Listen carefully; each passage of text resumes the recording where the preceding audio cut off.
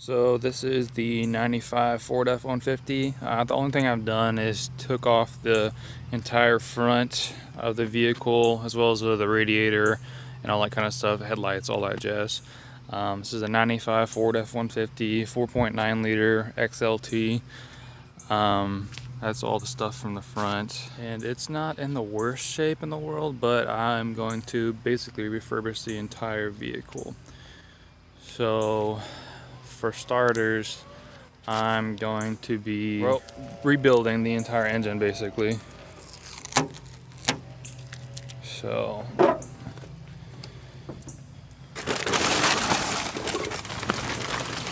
plain dirty, rusty, needs to be entirely redone. So I'm gonna be taking out the entire engine.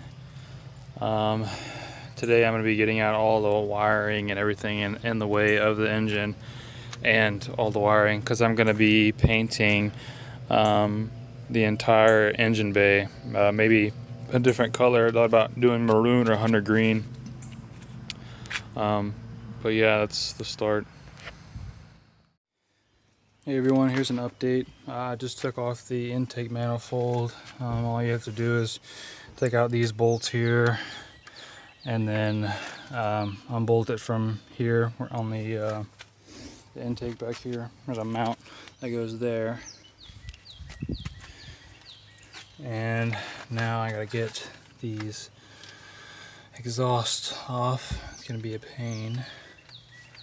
For the fuel lines, I didn't have the tool, so I made these out of aluminum. There's an aluminum band that I made in the garage.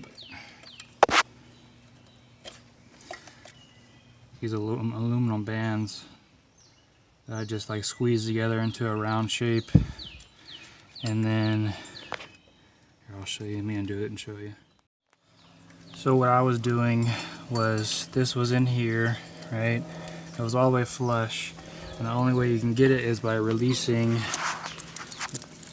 these little springs in there. So I made that, put it over this. So I came down here and then ran it up. And for the longest time, what I was doing, I was grabbing this end and squeezing it on this end. So I had the pliers like that, squeezing, but that wasn't the way. So what you need to do is just grab, I used the end of the pliers and pushed on this side, and then you can push this in and then pull it out, because since I was pulling on both sides, it was just pulling it in, it wasn't doing anything. So push in on this side and then push and pop this out. 3 hours later. Alright everybody, the engine's out. It was not easy, I'll tell you that right now.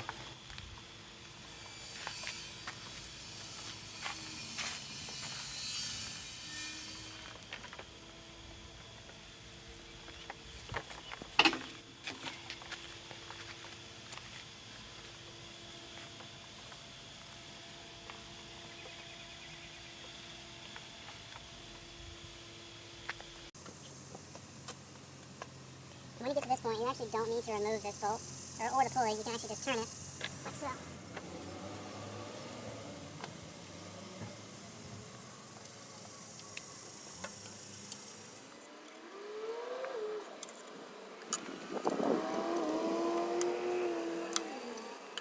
So instead of pulling the actual fan, you can do this instead. All you have to do is loosen these 4 bolts on the inner side right here.